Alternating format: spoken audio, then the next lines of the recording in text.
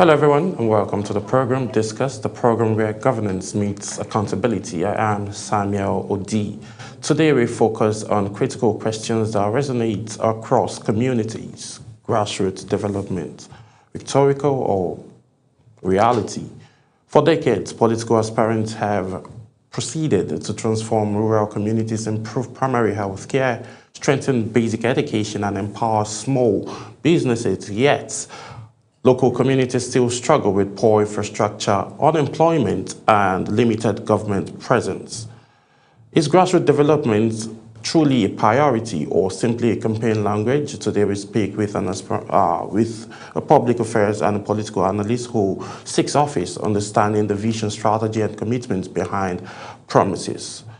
Before the emergence of President Bola Ahmed Tinubu, conversation around local government autonomy, meaning local government getting their funds directly, allocations directly to the local government, has been a debate for a lot of Nigerians, and it sparked numerous conversations. We saw individuals, civil society organizations, men, women, Nigerians agitating and calling for an autonomy.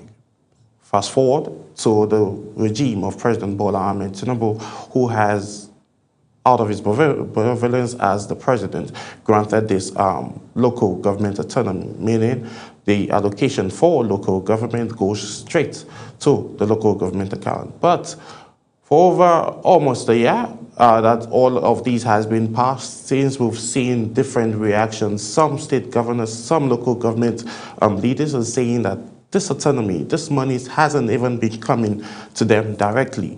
It's still being argued that the resources goes through the state governors and then before it trickles down, and sometimes it lingers. So this has been a major conversation. An election year is upon us in the next couple of months, as announced by the Independent Electoral Commission, INEC, that elections will be coming up in January of 2027. A lot of individuals are making conversations around grassroots development in terms of improving services for individuals in the grassroots. We'll be having all of those conversations. We'll be extracting the major concerns on why this has always been a major concern in terms of grassroots development. It's meant to these individuals are more closer to the people, and the people are the main reason why governance starts. So we'll see how well we'll be able to do justice to this subject matter on today's edition of Discuss, and we'll be extracting all of the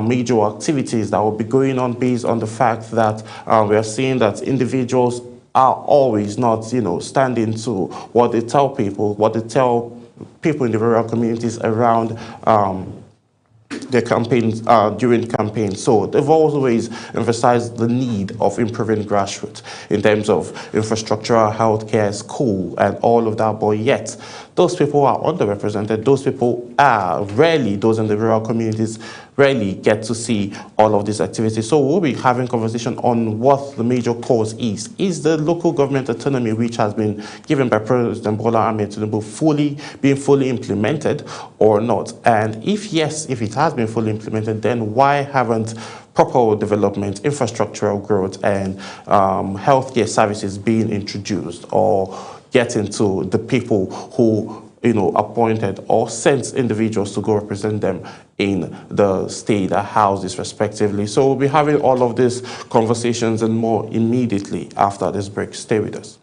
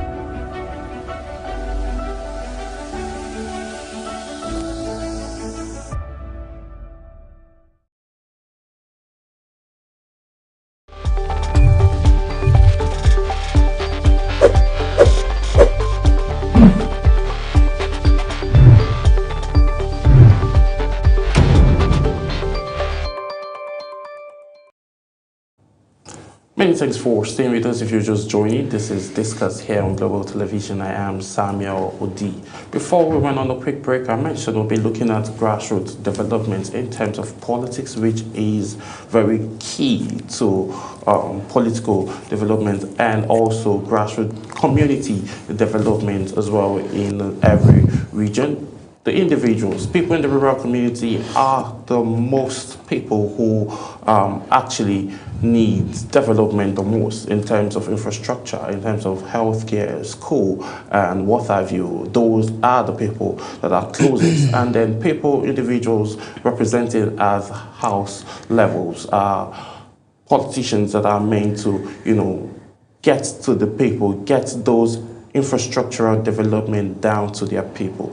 And then numerous time, reverse has always been the case. Before the emergence of President Bola Ahmed Tinubu, there hadn't been local government autonomy, and he came in and made sure that that came to be. And still there have been concerns around those where individuals have reacted to the fact that this autonomy is not fully implemented based on the fact that some local government areas are yet to receive allocations direct from the Central Bank of Nigeria to the local government, as those are the grassroots. So grassroots development is very key, moving from historic to action. We are going to find out if all of the actionable things are being done. And we'll be talking to a guest who is someone that is very particular about grassroots development, not just in politics this time, but also in sports. But we'll be focusing more in politics today, talking about my guest who is here in the live studios with me in the person of Mr. Geoffrey Boston. Good afternoon, and thank you for joining. Good afternoon to you, and thank you for having me. I think it's fair for me to say Happy New Year to you because we haven't seen each other this year. Yes, it's been a while. Happy New Year to you, and good to see you. Good to see you too. All right, let's get right into it. We've been seeing lots of conversations around, grassroots development and all. When politicians talk about grassroots development, what does it really mean beyond the campaign slogans? Okay, thank you. In the true sense of it, it actually means taking the dividends of democracy right to the rural communities, to the grassroots where our people live, where the larger segment of the populace are, where the least development have taken place in Africa or in Nigeria precisely. So it means going there. So they are advocating to get into office, to bring these dividends of democracy to the people that don't have it. We have great facilities, amenities, development in rural communities, in urban communities, but the rural communities in Nigeria are obviously missing out. Where a pregnant woman, if she starts labor, they'll have to look for, in many cases, Okada, in some cases, bicycle, to rush her to another, closer to the city community for her to access medical need. So rural dividends of democracy means bringing it down to the people in the real sense of it. So the question is, are we actually implementing that to the latter? So that's a very big question. Like, are we actually implementing to the latter? Because from the standpoint now, and with the recent reports we've seen all over the country, we've seen that is a very big gap that is yet to be filled in. And you are someone who is looking to fill in that gap. And what are the three most urgent needs of rural communities today? Thank you for saying that. For my community where I'm looking at possibility of representing them, and I believe in it. I've lived there all my life, and I've seen the needs in the community. The basic, if you ask for three, the basic three is what is mostly found in many other communities across Nigeria. First, we are looking at roads. Without roads, investors can't go into the villages. Even farmers can't move around with their crops, can't access help that they need. So we're looking at the roads, we're looking at healthcare, we're looking at water. Water in many sense. People don't always think about water in potable water, in the case of sense of potable water, or even access of good water to drink. In rural communities in Nigeria in the 21st century, it's sad to say that some people still drink water from the streams. Water that you obviously see is brown, cattle have walked over it, and humans are drinking from it right there in the stream, then fetching some to take home. So these three things are basically what we ought to have had everywhere across Nigeria by now in this age. But unfortunately, we don't have. So I'm looking at representing my people to the latter to make sure that we have access to good roads, get the attention of the state government, the federal government to come in and do these roads across the rural community in the local government, particularly just south. And then healthcare, primary healthcare. I don't want to say what many people used to say that we don't have it. We used to have it. We all grew up in this country. Where in the time where primary healthcare was very effective. So what happened? 40 years, 30 years down the line, what happened? Where did we miss out? Why can't we get effective services like we used to have? Then water. Like you mentioned, we used to have all of these, and I could remember that whenever I get to travel back in the day to my village, let's say during the festivities, when needs arise, we just go to the primary healthcare center and you get, if not world class, but you get a certain level of treatment. But why do you think this has, derailed, has gone down the drain based on the fact that you mentioned we used to have that? I agree with you, we used to have, but what do you think has been the problem? Why do you think all of these are not happening? Is it lack of mismanagement or lack of usage of funds that are meant for those specific needs? I would like to look at, let me say, lack of attention to humanity, lack of human consideration. I would like to say that we don't put humans at certain level to considerations when we're in offices. Then the will to do certain things. Then the ones you mentioned come after. It's a case across Nigeria where things that are meant for certain communities at the rural area, after being deployed from up at the federal, comes to the state, sometimes it disappears, doesn't get to the rural communities. So people divert things that are meant to serve humanity. So I wonder where the conscience went. So that's why the effectiveness of the services is not there. In many cases, it's not that the federal government do not give these things. They give. But before they get down there, because of lack of proper maybe monitoring, supervision, oversight, you understand, these things don't get there. And because they know nobody is going to come to ask. You understand? So those are the things, and they are common things in the society. But then we are going to look at how we can, from the state parliament, see how, if given the chance, we can create policies that will ensure a good oversight. We'll get to policies real quick, but before we get into that, we saw President Bola Ahmed Tinubu granting local government autonomy, and how well, from your standpoint, how well do you think that has been able to impact the life of those in the grassroots, in the rural communities? But aside, before you answer that, we've also heard and seen that some individuals are coming out to say that, yes, the president has given this, has said, yes, local government autonomy, there you go. But there has been also concerns that it's not getting down to the people. Why is it a major concern for things that are meant for the people from the federal government finds it very difficult to trickle down to those in the rural communities? Okay, I'll start by commending the president that in his time as a president, he has ensured that the local governments get the autonomy. That's a thumbs up for him. That's a plus for him. He did a good thing because it's something that has been advocated over the years and it never came. So he did a good job. But it's not all when you stop at that. When you do that, your name is attached to this. You should be able to follow, create a mechanism for mentoring and monitoring that will go down to the local governments and ensure that these funds, every local government gets this fund, and then how they are using it. It's not enough to say they get it, but ensure that they get it. There should be a monitoring. You disperse this money. Make sure it gets to every of the local government across Nigeria, and then create a mechanism to monitor, to see that the local governments are using it effectively. Yes, you are not trying to boss on them, but at least to look and see. The state government should also look and see. They have an autonomy, but yes, they shouldn't be allowed. They are babies. Yes. They are babies. This has come to them for the first time. Yes. Some local governments will be shocked. I remember in Jos South during, let me say, around 99 to 2014, yes, when the then governor was there. I remember he released some funds to the local government chairman, and local government chairmen were able to construct roads. Yes. We were surprised seeing good roads being constructed, and they were not by the state government, by the local government. So if they have sincerity of purpose, they will do the right thing. But if you have leaders who have been corrupted over time and they are there as chairman, they will divert that money knowing that nobody is going to come down to ask them. And the fear is that they have autonomy, so everybody is allowing them on their own.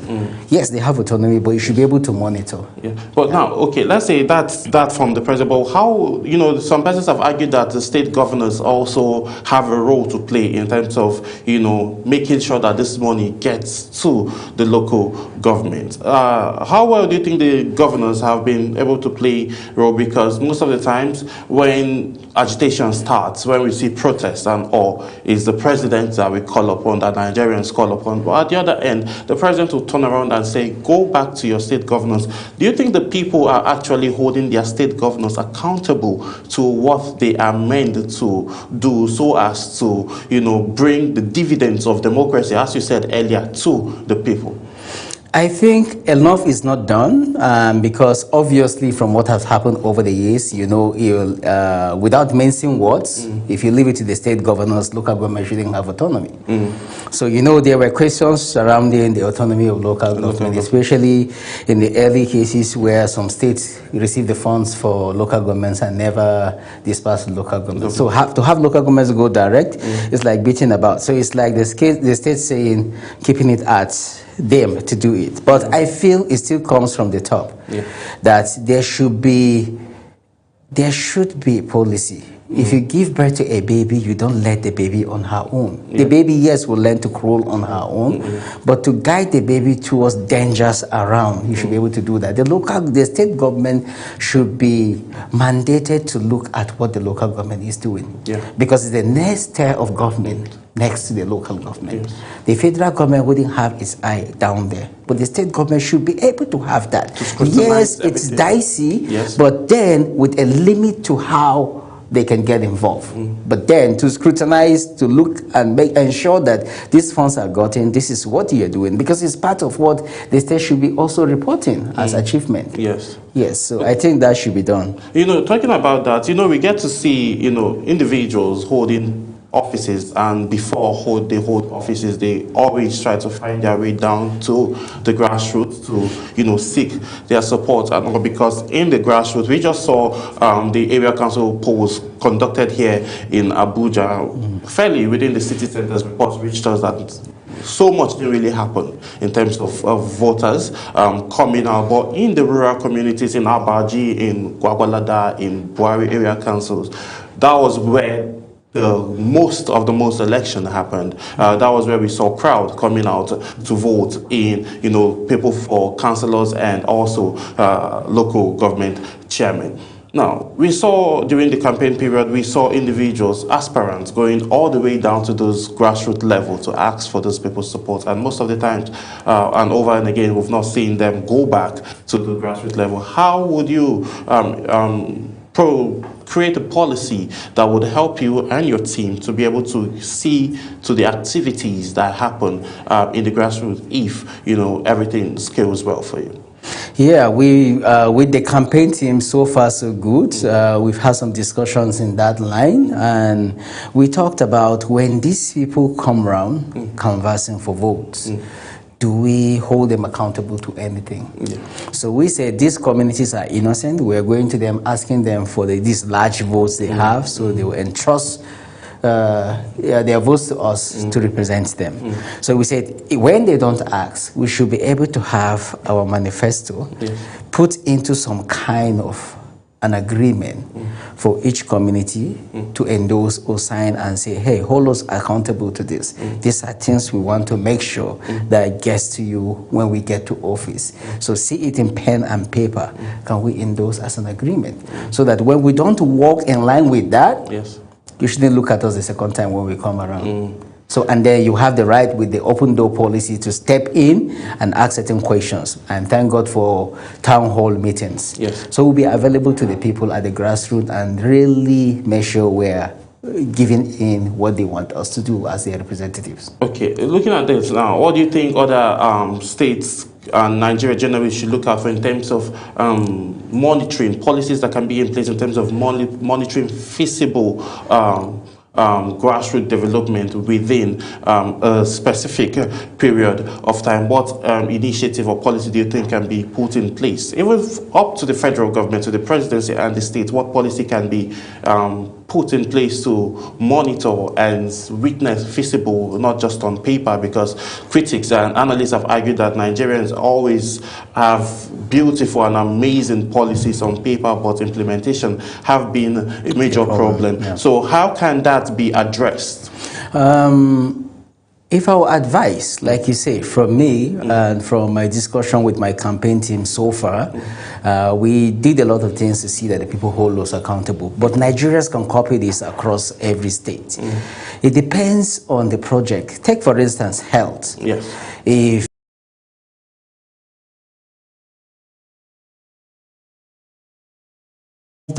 it's a clinic renovation or building of a new clinic, why not create a team, monitoring team or oversight team that has the community representative, the Ministry of Health, and then maybe some people from the judiciary. Just a small team that your job is, while I am in office, keep your eye on me in line with all I said I would do in line with health. So the same thing with agriculture, the same thing with education, Ministry of Education, Ministry of Justice, and then some people brought together with the community leaders, the real grassroots community leaders. It could be traditional rulers representatives. So they have a small monitoring and oversight team that will keep their eyes in line with my agenda and what I'm doing. Regards what I promised them. So I think if that is copied across the country, that will help. So that you don't just let people vote people in and allow them go sit for 4 years. You don't know what they're doing. Nobody bounce in to ask. Yes. So you have a team.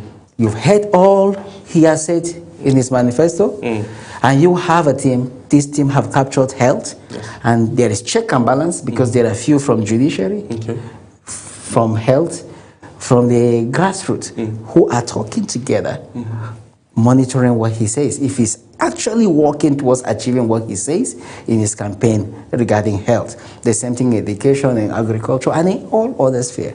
I think if we have that level of monitoring and checking, I think it's going to help a lot. You know, insecurity has been a major thing that has been affected fairly, or let me say, for over a decade now. It has been a big concern all over the country, and then some parts of the country have been hit the most with all of this, and those people that have been hit the most are those in the rural communities. How can, you know, improving security for these people in the rural communities so as they can be able to go about their daily activities, just like you mentioned earlier, farming? If there is no good road, there is no how a farmer can take his produce to the bigger city or even transport it outside of that city in terms of, you know, creating economy, making money for the individual, for the state, and the country at large. So how can the issue around insecurity now be tackled from the grassroots level? I think it should be strictly an issue of community involvement. You look at what we have, community policing, how effective is it? It's something that ought to be effective if implemented properly. Then I'm a pro-advocate of state policing. State policing is going to be good, it's going to help, because the state government will have the people, citizens in that state, employed in the state policing, and that's the closest policing close to the grassroots. It's done in developed nations. It could be done here. But then the biggest thing is not just having a police presence run by the government, is how well is the rural communities, how well are they involved, how do they participate, how do we get them to take ownership of this security? Because that is where the results will come. Because from there you get intel. If they take ownership, they see a wrong movement, they will quickly signal. From there, you get the manpower. The young people in that community, there are graduates everywhere. There are people, diploma holders, there are strong young people everywhere. Get them involved into this community policing or state policing or whatever group we form, but then with active involvement of the grassroots. Not just telling them to bring their youths and keeping them out there. I tend to look at it as traditional rulers in Nigeria sometimes feel used. Okay. A lot of times you call them, you need experts in this area, you need manpower in this area. When they give, you create a form, is it national vigilante or whatever, yes. And then nobody gets back to them. And then there is no kind of involvement with them. They are the grassroots people. You have to involve them. But do you think that, looking at it constitutionally, now, there's a conversation, and it's still in the National Assembly around constitutional amendment and reform, all of that. Looking at those now, you mentioned traditional rulers. I was actually coming to that. Their involvement in governance, like you mentioned again, and which I agree with you, they are those very, very closer to the people in the grassroots, and there's nothing that happens in the grassroots without the traditional rulers being involved. Do you think there should be a clause that would involve traditional rulers in terms of decision making that would, trickle down to the people, because they live in the village? They probably visit the city once in a while, but they live in the village. How can traditional rulers be fully involved in governance? I believe there should be a clause that gets them involved actively in this security at the grassroots level. In fact, every rural populace, the first set of government they know is a traditional ruler setting. Let's go to our king. Yes. Go around across the country, it's the same thing. Everybody rising from the community, the first government he knows is a traditional setting there. So they know the people. We are coming with government and saying, okay, we are bringing this government, adhere to these laws, these rules, but without seeing their people in it, how well do they embrace this? How well do they take ownership? And if they don't embrace it, they don't take ownership, how can that succeed? So to be effective, to have effectiveness in every policy or program of government that we bring regarding security, agriculture, etc., we have to involve the traditional rulers. We have to involve the local people at that setting. That is their government. Yes. And they know it, and it's effective. And they have a language that they speak that the people know. So the people listen to them, and without going with them, we'll just be beating about the bush. If they fold their hands, we're actually going to be beating about the bush a lot of times. Yeah. Okay. Grassroots is now, it goes beyond infrastructure, not just infrastructure. It talks about economic empowerment. What is your plan for small-scale farmers, artisans, and also traders from the grassroots? How they can use their products, to expand their businesses and also transport it all the way to the global market? Yeah. So I'll go back to what I said earlier first regarding roads. In my community, particularly in Jos South, we have farmers that do a lot of work year-round. Go out, buy fertilizer, as expensive as it is, struggle to bring it back to the villages, farm, and to get their produce out to even the nearest city and sell is always a problem. So sometimes you get people from the city coming in to buy, and because they are coming in to buy, they don't buy at the price they're supposed to be. The farmer is always losing. The middlemen are getting all the money because they have to go there. So we are looking at where we can replicate what was done, like the farmers market in some places. If you are moving across Jos South, you will see farmers market created with certain names. You understand? So that gives each farmer an opportunity to buy a table or buy a space in the farmers market. Then that is yours. You go, once you harvest your crops, you bring them, you try and move them to the nearby city where that farm is, and you sell them on that. And some of them are right on the federal road, where people traveling interstate are passing and buying the potato, the cabbage, the cucumber that they just harvested from their farms. So those who have that opportunity are really seeing more profit than those who do not have the opportunity to move their crops. So we are looking at the state should be able to have specially designated markets for farmers, where their crops will be brought. They will pay taxes, take their crops in, then sell, and then they will get the real value for their money. Yeah. You understand? So, but those farms, those markets, especially for certain farm products, have to be created or replicated. There are some in certain areas. There's potato market. There are some for vegetables. So, but those need to be replicated. Every visitor, everybody coming into town knows where to buy certain. Yes. So if we have that and have it much more organized, farmers are going to be happy because they will be smiling to the banks for the first time. Let's look at unemployment now, which is which is massive. Year in, year out, we keep seeing individuals, students graduating, and then people getting into school, and we've not seen a rapid growth of job creation. And, you know, an idle man is a devil's workshop, with the popular saying. So how then can, you know, at the grassroots level now, can more jobs and skill acquisition programs be created for people in the grassroots, and mostly, especially in the rural communities, obviously?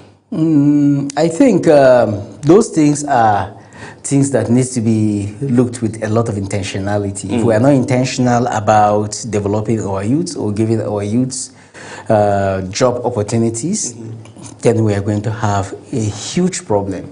Obviously, many communities are sitting on time bombs because you have huge number of the young populace who are not working. So we must be intentional about creating jobs for them. The federal government have done so many projects, but it's not every young man that is educated. They can create projects to access that. So what do we do for those who are uneducated but then unemployed? What do we do for them? Do we have some jobs? Can we create a kind of job where we get them actively involved? There used to be something in some parts of Jos called ASTC, Agricultural Services Company, where you have tractors, you have a lot of machineries for agriculture. And so a lot of the young people also working there, you find that are not even educated. But they are good in operating certain farm devices. So they were employed and pushed in to operate. So if a farmer has 5 hectares of land and he needs to cultivate it to start planting, so he can do it alone with his household. So he goes there and get a large number of young people and machineries to get in and finish that job within 2 days. So I believe government can create things like that. That was created by a public office holder, a one-time governor, Jang. But I feel government should create things like that that will employ young people and get them active. Because these young people, formally, they have their local way of getting themselves jobs. They sit and they ask who has a job, who has a farm to cultivate in the whole village, and they go with a little sum of money or promise of 1 bag of crops or 5 bags of crops. They go there after harvest. They go there, they put all their energy and work and harvest. So the insecurity have pushed a lot from their farms, and then they are not now employed. So we must create ways. But then for the educated youths who are unemployed, we must look also into tech. This generation is highly tech, and they can find jobs that are remote jobs, jobs which they can use their initiatives to be able to work and get paid without actually getting employed in a physical office somewhere. You understand? So we have to think outside the box, and these jobs are there. The brain is there to think and then create such things so that we make sure that a lot of young boys, young girls, unemployed will get involved and employed to serve. Okay, let's digress a little bit. Let's look at electoral reform, and even if you were not part of it, just last month we saw lots of agitation of real-time transmission of electoral results. What's your stand on that? My stand on that is we can't beat about the bush. We should be able to tell ourselves the truth, looking at each other in the eye. We can't just keep lying to ourselves. If we do that to ourselves, outside there, the whole world is looking at us and laughing at us. When do we ever grow? Nations that were nowhere decades ago have grown advanced. Nations that even were looking up to Nigeria have grown advanced past Nigeria, but we're still beating about the bush. How can we say that, yes, we transact We have POS in every village across Nigeria. We operate our banks, our local banks, money transfer, etc. We make calls. Pay bills. But then we pay bills. But then we can't transmit results from those villages electronically. Yes. We should be able to tell ourselves the truth. We can't move forward except we're able to get that behind us. Let's sign that. We're pleading on the president to really look into that, just like he has done with the local government autonomy. Yeah. He can look into this, grab the bull by the horn, and then sign this and get it going. There will be another time, but we were really expecting that he was going to sign that and then get that into law. It's not an excuse that some local governments do not have, or some villages do not have network. No. It's not an excuse. We ought to have signed that if we want to advance as a nation. And if we want to write our names in gold so that future generations will look and then remember us for what we have done. We should be able to do things like this and get it behind. Why do we drag our legs? What benefit does it help us? How do you think now with the current, with what we are having now as the, standard of transmitting and also having manual correlation. What do you think it holds? What do you think the future of Voters Party holds for Nigeria? Do you think Nigerians still believe in the electoral system that is being transparent with everything that we just saw transpiring a couple of weeks ago? We are moving around villages, consulting for the forthcoming primaries, etc. Yes. We are hearing a lot from the people. The people are not happy. A lot of people do not have faith that 2027 is going to be transparent. That's the fact. That's what we're hearing in every look and cranny. But then people knew that the president have signed this. So they are creating modalities to monitor their votes. To see how they can monitor their votes, to what extent can they, to make sure that, yes, in those places where votes were not transmitted electronically, if they were done manually, how well should they monitor and make sure that those places are not inflated, that the real results go up? So, but those are true and genuine concerns. So we are saying it is out there. So, but the confidence of the people is on how well they can monitor their votes now. But for the president not to have signed that, the confidence of many have been lost. But do you think that people still believe in the system? Yeah. There are people that believe that Nigeria will work. A lot of people. We're across rural communities. In fact, we make some rural populations that have cooperatives. They believe in a lot of good things that the government have done.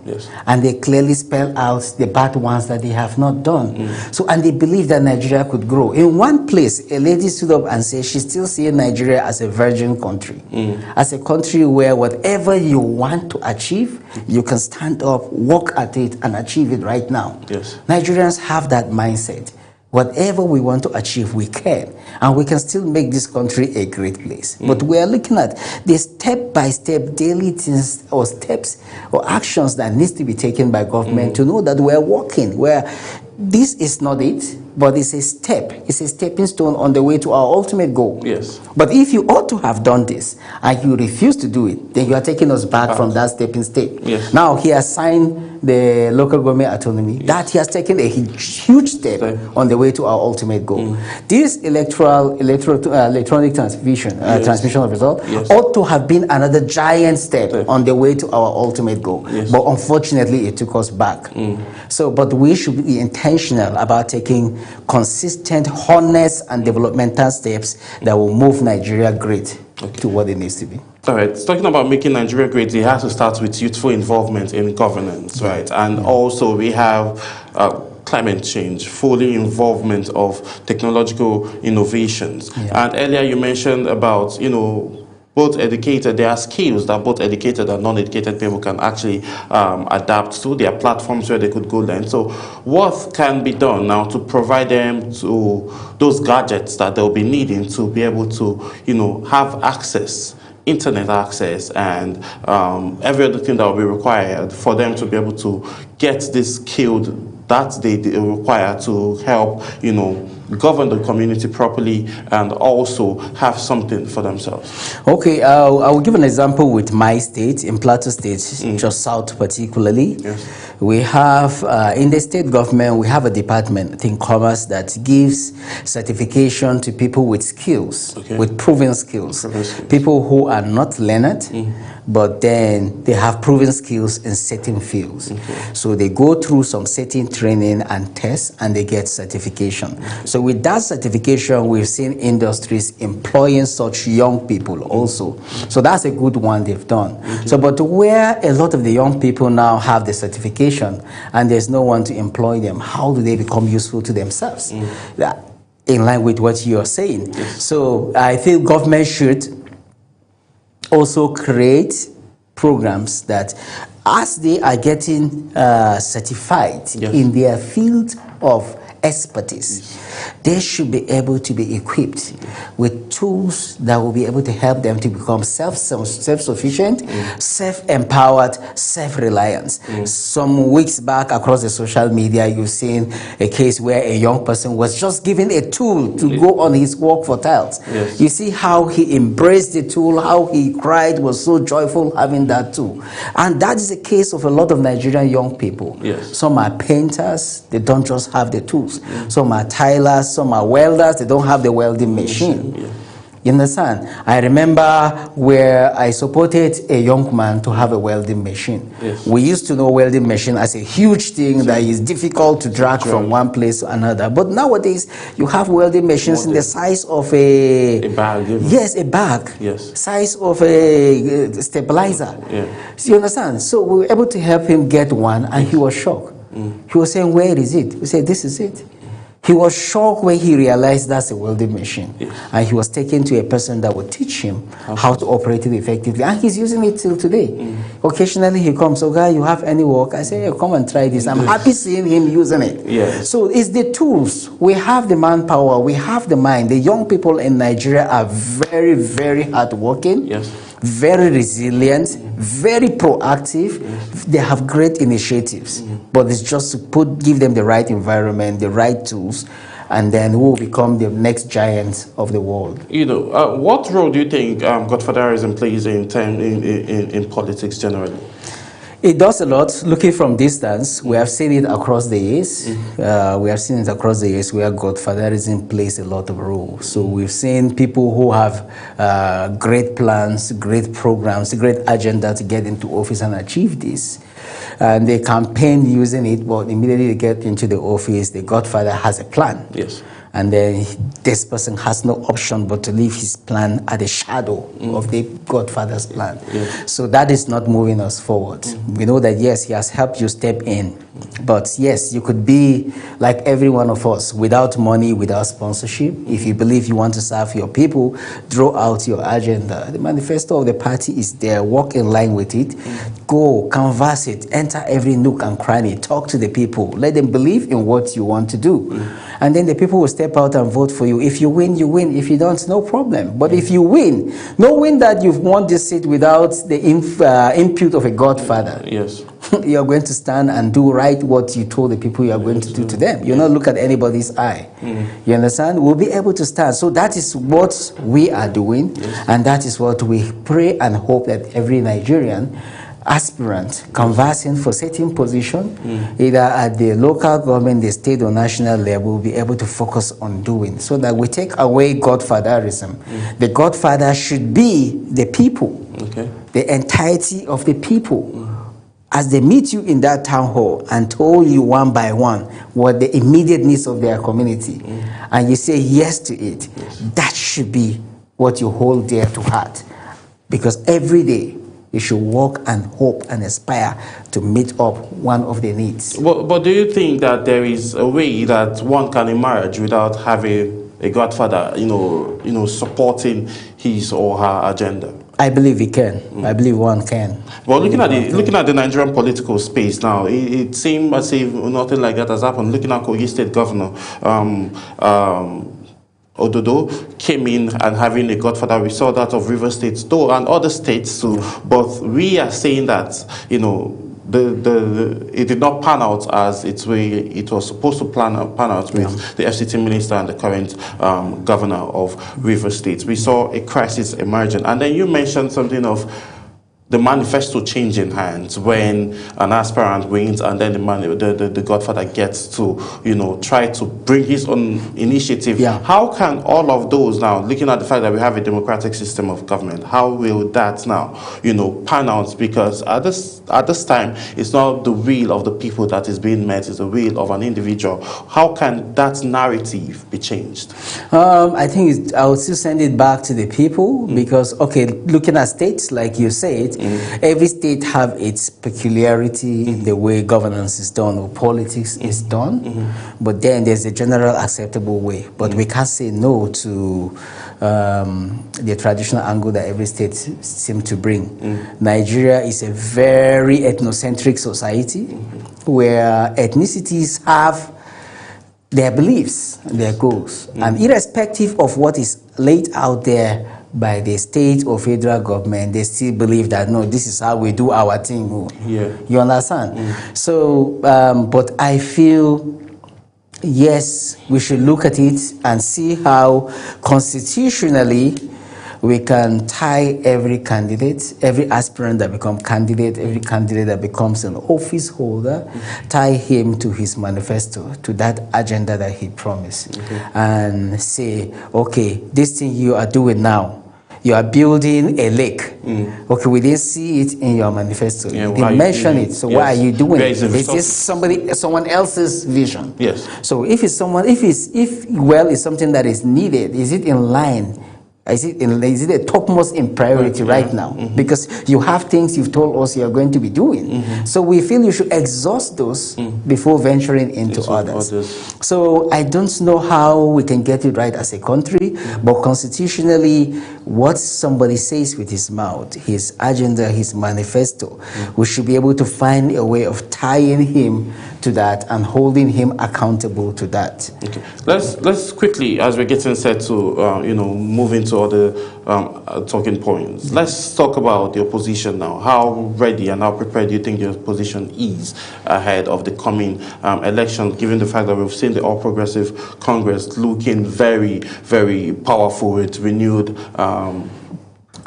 capability to run for the next 2077 coming elections? Well, that is a good one. The opposition, obviously, we can see the opposition is working, and the opposition seems to be like a silent achiever at this point. So you are going to see different faces over different months. This month is going to be this year is going to be filled with activities. Every month or every 2 months, you see a different face. But right now, I will tell you, the opposition is really, really working and achieving a lot quietly on the ground. And the people, the Nigerian populace, know exactly what is going on. You can see from the case of the FCT election.